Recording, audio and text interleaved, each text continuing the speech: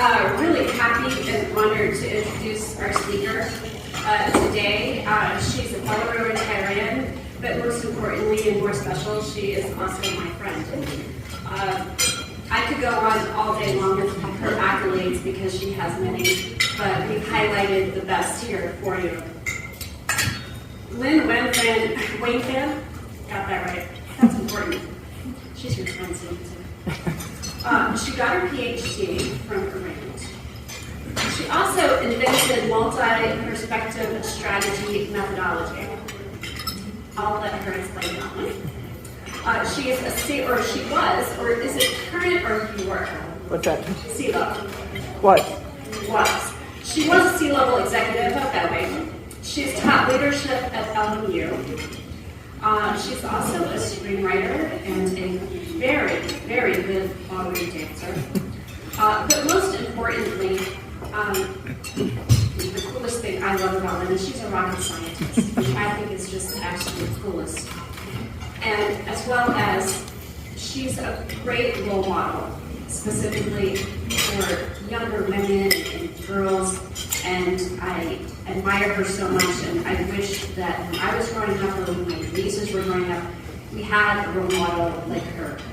And so for that, as well as she's just a delightful person, I'm so honored to please welcome Dr. Lynne.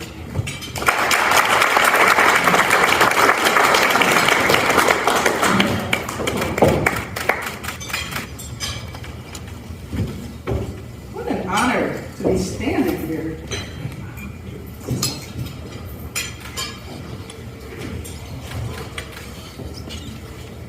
The world is in trouble. The 21st century has brought crises at a faster and faster rate.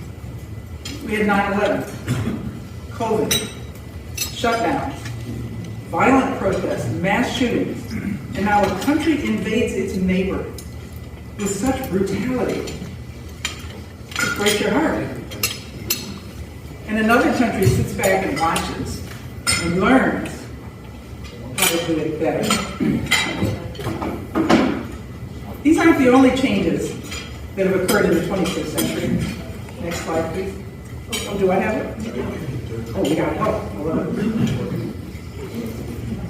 Think about our elected officials. What are their values? Truth? Country? Courage? Well, the future is certainly unclear, but our elected officials seem to be selling fear. Health, immigration, racism, the environment. Both parties' platforms seem to be fear the other party. Do either of them have a vision for a better future? And if they did, how would they communicate it? Elected officials rely primarily on television and newspapers, yet 80% of us get our news from the internet. Between the internet's echo chambers and the speed of fake news, the 21st century has really changed communications. Let's talk about business and not-for-profit. They rely almost exclusively on meetings and emails still. On the average, millennials are coming into the workforce, and they are going to be 75% of the global workforce in 2 years. Millennials. How old are they? 27 to 42 years old now. And they have a lot of very positive qualities. They're empathetic, they're collaborative, but they need purpose. Now, what was our purpose when we were that age? Some of you still are. It was the American dream for me. Get married, have a career, buy a house, kids. Millennials, a lot of their relationships are virtual. And I call that the junk food of connectedness. You know, it feels really good to check my social media 100 times a day, but that's not what I need. Career? Let's talk career for millennials. You know, we think tech field, that's a good field to go in, right? That was my first degree. 107,000 tech jobs were cut last year. This is a challenge for them. They're delaying marriage, they're delaying having kids, And buying a house, have you checked prices lately? Student debt? This is a real challenge. And not surprisingly, many of them are hopeless. Half of them, over half, live with their parents still. And the suicide rate among young people has tripled in 20 years. That's before COVID. They above all understand that the top-down hierarchical structure that many organizations still have is not going to keep pace with these 21st century changes and accelerating crises. They know that we all know we need to shift the responsibility down to the teams, especially the collaboration teams. But it's hard to do that. I mean, it's a good idea and we do it a little bit. But for instance, is the state government set up to shift responsibilities down to local officials? Kind of tough. Have any of these challenges affected you or your organization? These challenges require 21st century leadership. Okay.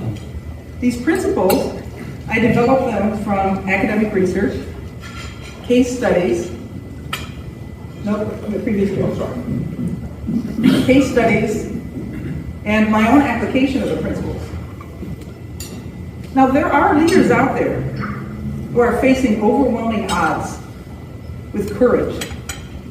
Government, not-for-profit business leaders who are doing this. I'll give an example on the next chart. They have a vision that inspires others. Do you have a vision for your organization?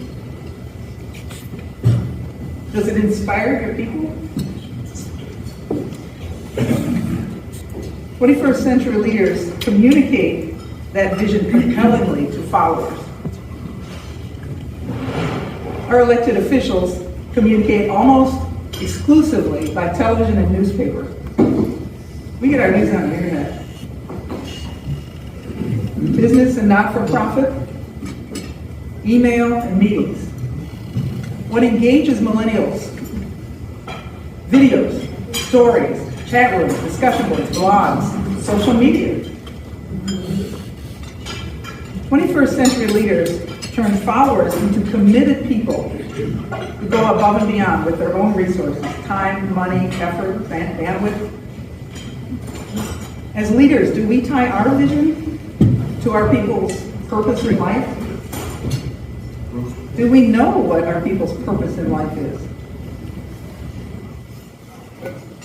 Do they have a purpose? 21st century leaders, as you all know, adapt. We have to adapt. Supply chain problems? Find another way. Wage regulations creeping up? Deal. Millennials in the workforce? Adapt. Now these principles sound kind of hard to implement, don't they? They sound good on paper and yeah, we're doing that, sort of. But I'm going to show you an example of a 21st century leader who's doing it. And I've chosen this leader because you are all familiar with his works.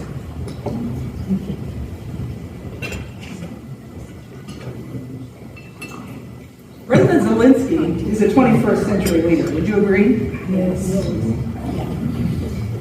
He faced overwhelming odds, didn't he? The Russian army outmanned and outgunned the Ukrainian military by a factor of 10 to 1. Courage? I need ammunition, not a ride. Is that a great statement? He visits soldiers to thank them at the front line. My favorite quote, "We do not afraid." They don't, do they? His vision, "This is our home. We are protecting our land, our homes, for the sake of our children." This vision, plus his courage, has inspired the Western world, hasn't it? President Zelensky communicates through multiple channels. Of course, he gives speeches to governing bodies, and Golden Globes, and the Academy Awards, and all these groups of people. But what he really does is he attracts followers primarily on social media. He has nightly addresses. He does selfie videos of himself.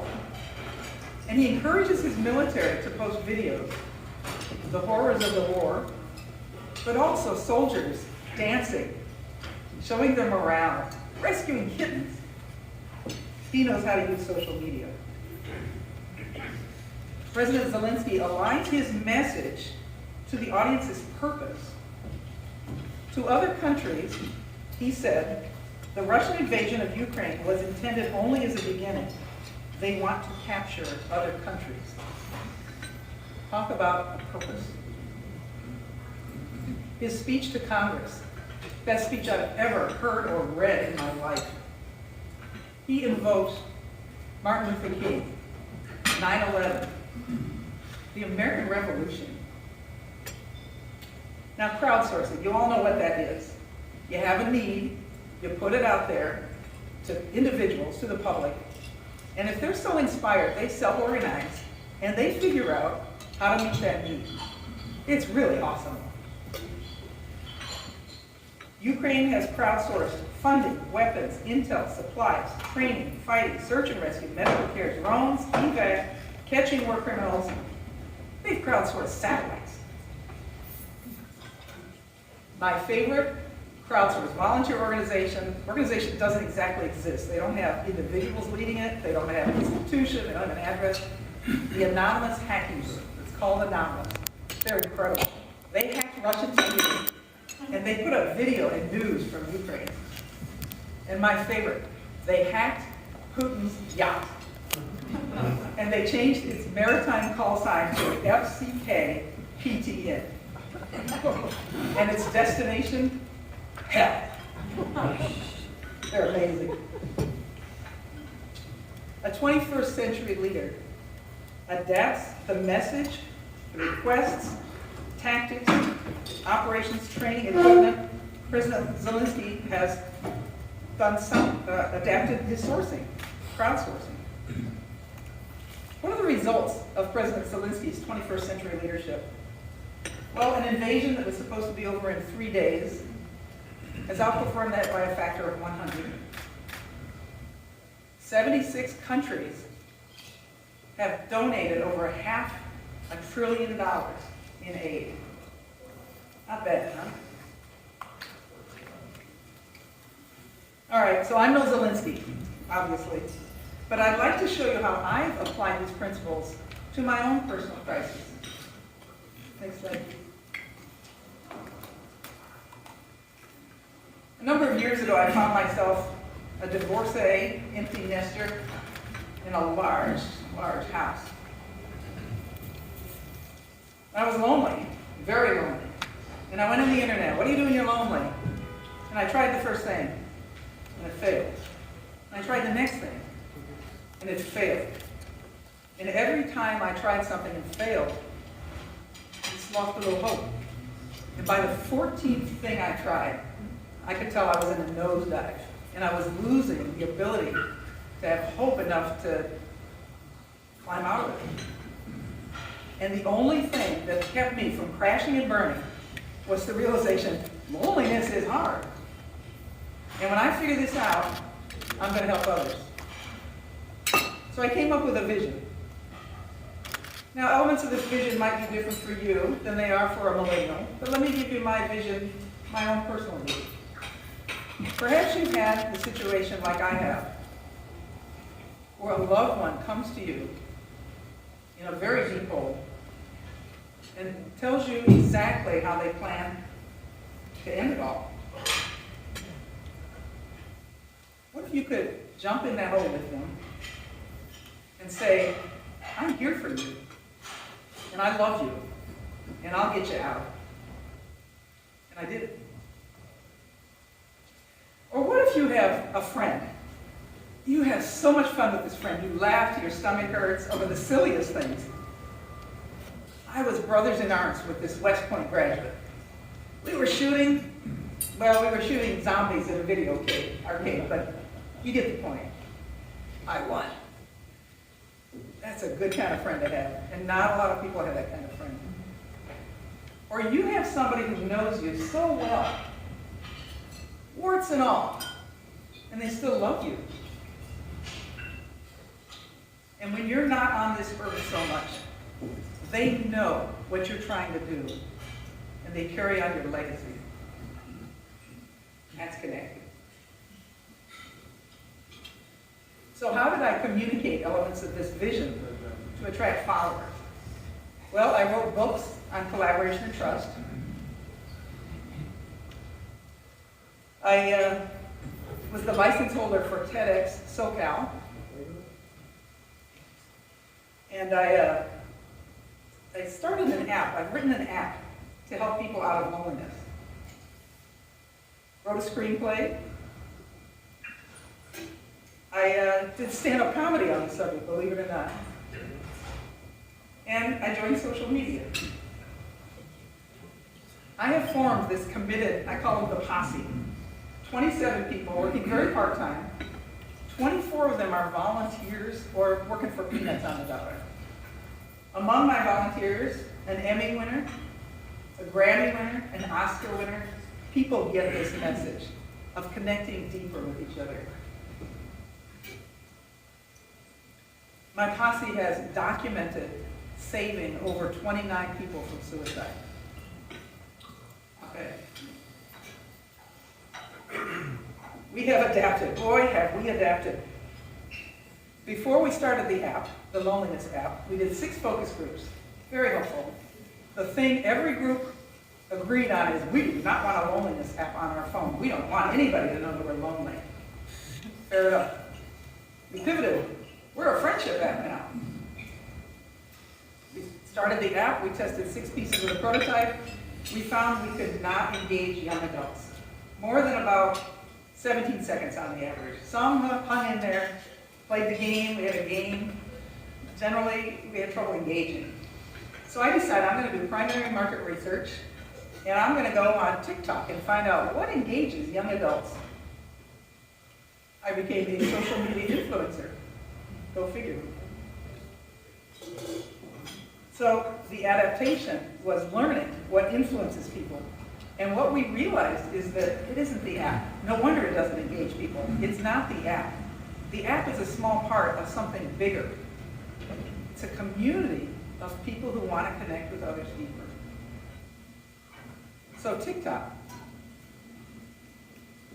Let's see, what are the results of this? TEDx SoCal has had 3 million views on the internet, on YouTube. Our screenplay won an award, and we're in negotiations with a studio to produce it.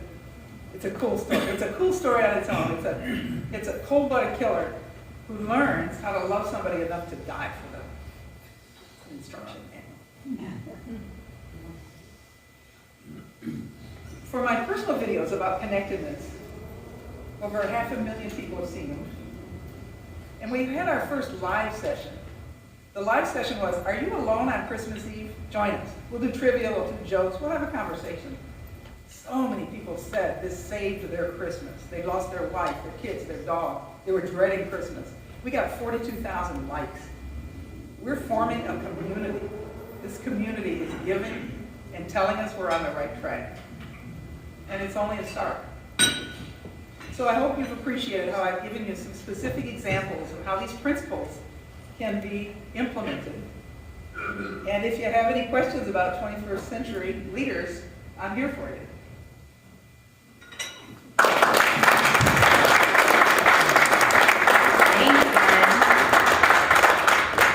If it's okay, we usually have about 5-10 minutes for some Q&A if you're up for it. Wonderful. All right. Very quick question. Can you expound a little bit on your thoughts of Elon Musk?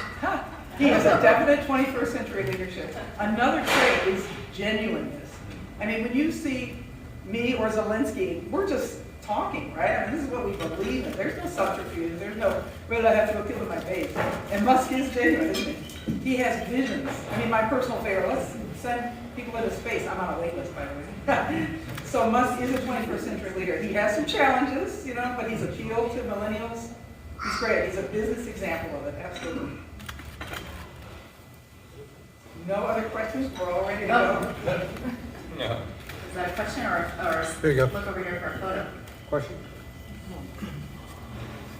Thank you very much for very warm words about my president. And I would like to give you, from me and my wife, a portrait of Mr. Thank you very much. William. Igor, thank you.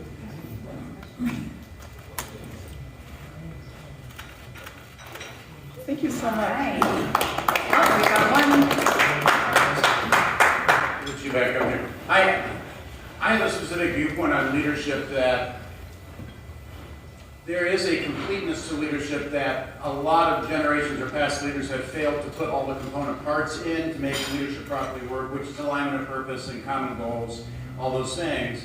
And so what I've seen, we've had the tendency sometimes to like say this is this generation's leadership style, where in fact each generation is missing different components that all make it work from that standpoint. And so when we look at, I think the questions, I'm listening to what you're saying, I agree with the alignment of purposes and everything. Elon Musk is a great example. We also have the situation in society where people attain great wealth or success, and then what they do is actually disconnect from those people that got them there. We have millennial leaders now, and I'm saying I'm interested in your viewpoint on the leaders like, I can't remember the guy who started Twitter, what his name was, but Zuckerberg who started Facebook, and these people that, when they did become leaders, they've all had property around their houses, and they didn't want anybody to be close to them, but yet then they were professing that everybody needed to, that they didn't live the values that they were professing for others and things like that. And so I don't think it's just a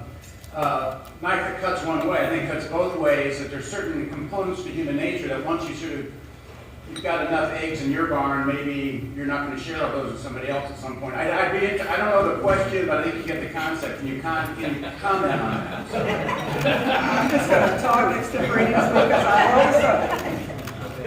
The foundation for every voluntary relationship, what do you guys think it is? Trust. Absolutely. Very good. You're smarter than my YouTube followers. People say listening, which is relevant to your point. Right. Trust. So what is trust? It's fairness, fundamentally. It's I'm going to trust that you're predictable, that you're competent, and you have values that I agree with. I wrote a book on this, by the way. So those three dimensions, okay? Do you trust this person? And hypocrisy, that's a trust breaker. For a lot of people, not everybody. And people have different values. So like, my value for hypocrisy, maybe that's low on the list compared to I value inspiration, I value passion. So trust. If you can develop that trust, you're going to have great voluntary relationships.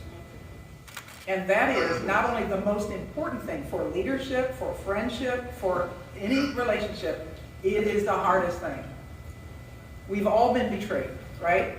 And when you're a kid and somebody kicks you on the playground, you say, I'm never going to trust that kind of person. I'm never going to trust women.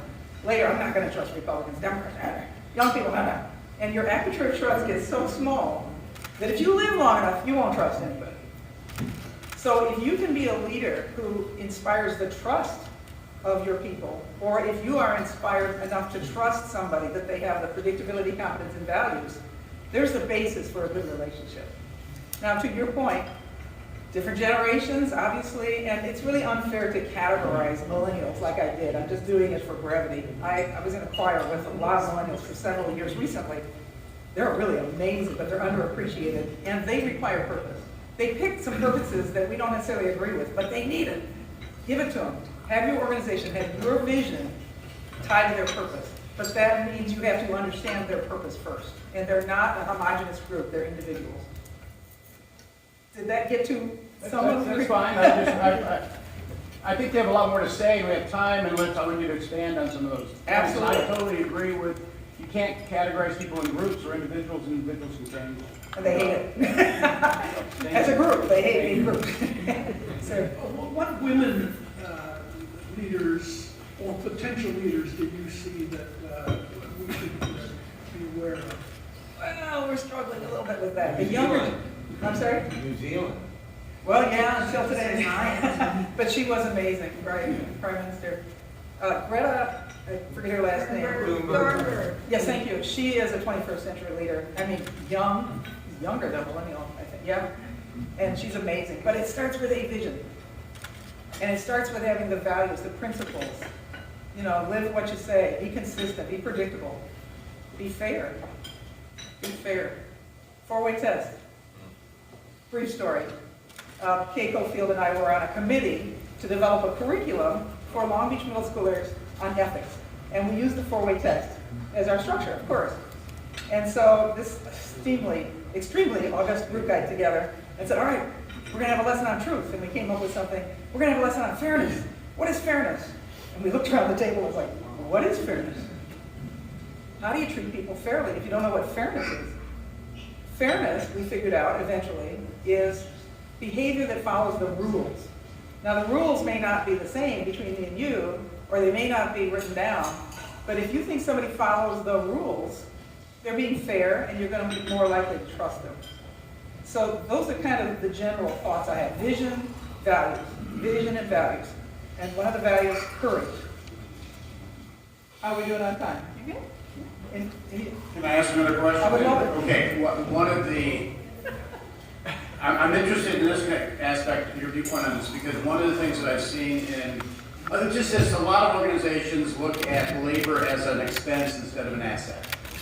And I'm a free market, rugged individualist, personal responsibility type guy, okay? And that's where I am. But the same token, I hated working for businesses where I worked my butt off and the shareholders and the senior executives got millions of dollars and I didn't hardly get anything. I wanted to win at that game too, and I really feel in order to, I would say, how hard would an NFL team play if the owner was the only one who got the Super Bowl ring? Okay? They play because they want to win, and creating a team where everybody wins and everybody's compensated for their winning. Do you have any communication from that standpoint? Any viewpoints on that? Just, I'll start with personal. I used to be an engineer, and I almost wrote a book, The Commoditization of Knowledge Workers, because we were treated as human resources. I'm like, that's a step back, that title. I'm not just a resource. I'm a personnel. I like that much better. So that was key. And I gotta be honest with you, compensation was never one of my big values. I wanted purpose, I wanted passion, I wanted to be an astronaut, okay? My whole life has been trying to see the bigger and bigger picture. And I was rewarded for that very well at Hughes. I got to do global telecom design, that's pretty good. But it depends on your values. What do you value? If it's money, how do we do it? And people, when they see that their values are not consistent with what reward they're getting, it's unfair. And that's when you lose them. That's absolutely you lose them. So it turns out in the 21st century, and for millennials, the relationship is key, absolutely key. You're not going to keep them if you have the old, I'm the boss, and here's what you do, and here's your reward. It's just not going to work. Did that kind of answer your question? Just a question with regards to what we're seeing today with people like Elizabeth Holmes and Bankman-Fried and the other young woman that use their professors in college to manipulate them to go and create these mega influence with regards to money and basically bilking millions and billions of dollars from very, they make Bernie Madoff look like a Boy Scout. How do you explain that? And again, this is the millennial group, so I want to see where the ethics is. That's fair, and to be honest, I don't know, but let me talk briefly about it. If your purpose in life is to get married and have a career and a house and all that, you're going to be kind of going after the money side of it, and you want the security.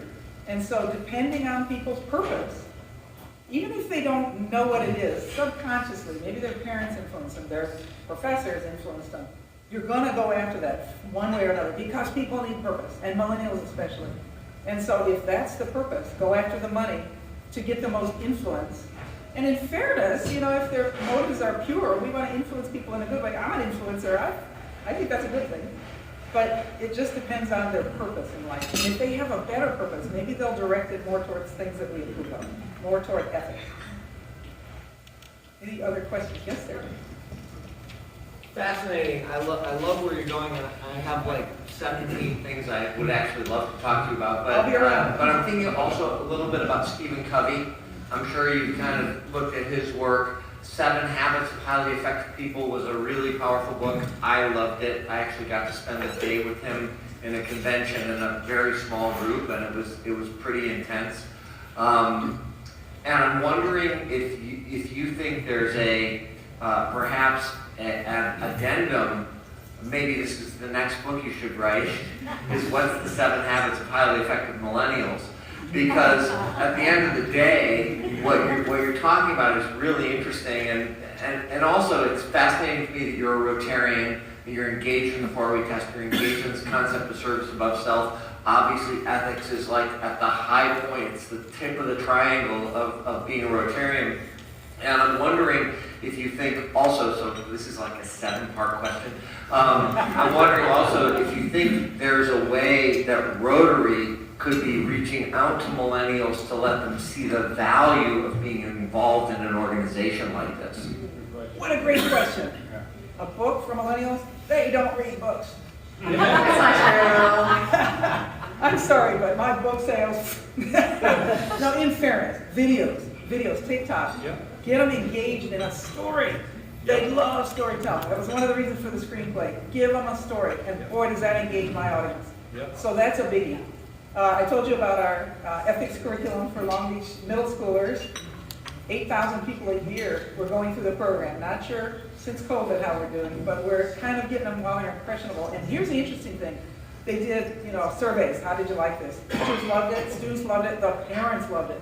The parents, I'm sorry, but many of us parents don't know how to teach ethics. We just live the values.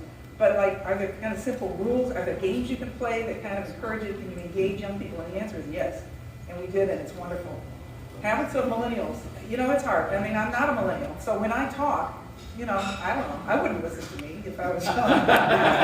But stories engage. And when you're with your family, kids, grandkids, stories about the old days, maybe not so much, but a story you've heard, something that makes the point you want to make. It's going to hit them emotionally, in the heart. So I think storytelling is the way to go. And Mel's Film Festival of Rotarian Films, maybe we'll get some good stories there. Did that answer your question? Yeah. And I'd love to talk to you. It's tough. Oh, yeah, what part of my question? No, it's great. Thank you. Sure, absolutely. Got one more over here. Two more. I don't know if this, I guess is working. As a millennial, wanted to ask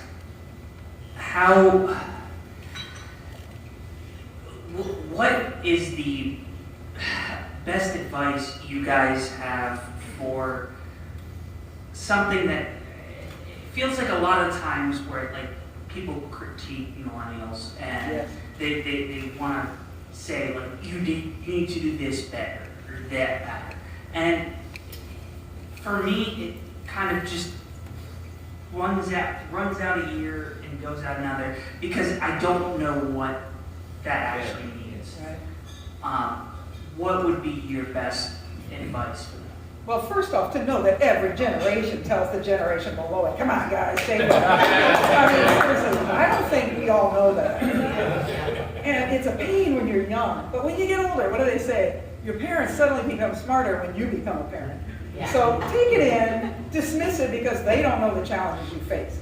And it is significant. I listed some of them, but my God, I feel bad. What we've left our millennials is not good. And it's the situation that is the challenge. Now, the principles, the stories, we can tell our children, our grandchildren, hopefully it sinks in and later, they'll be like, oh yeah. But the number one piece of advice, figure out how to trust someone.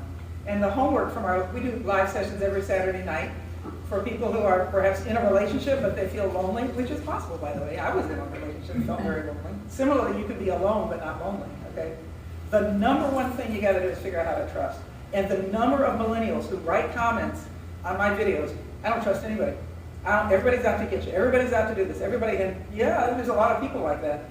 But the homework was, do one little thing to try to trust somebody. Do somebody a favor.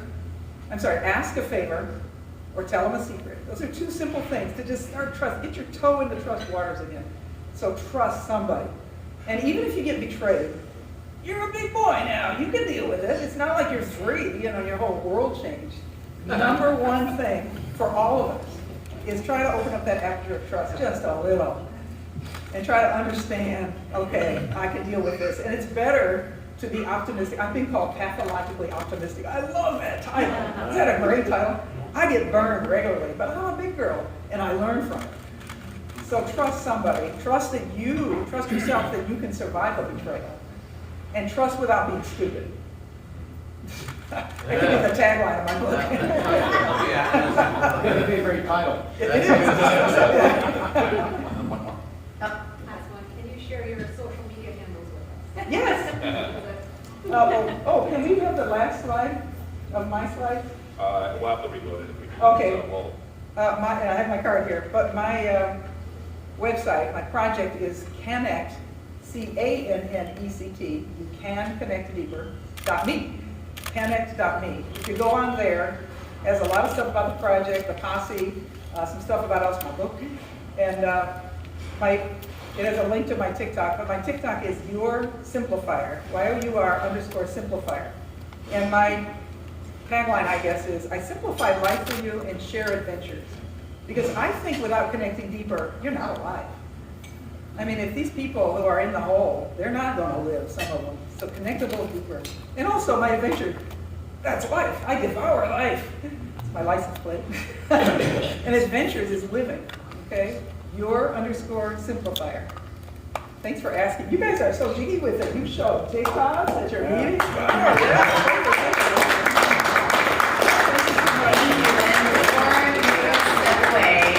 We have a millennial leader. We have to adopt some sort of persona. Make it fun. Otherwise, you'd just be bored all day long if I didn't show you entertaining people. This club prides itself on a lot of things, but one of the things that we do every year is we give scholarships to well-deserving LAUSD students that are headed off to four-year universities, many of whom are first in their family to go to college. And this year, we're going to give away $250,000 in academic scholarships and another, how much, Paul? $50,000 or $60,000 in vocational scholarships. And $2,500 is going to go to that fund in your name as a thank you for your time and your wisdom today. So thank you very much.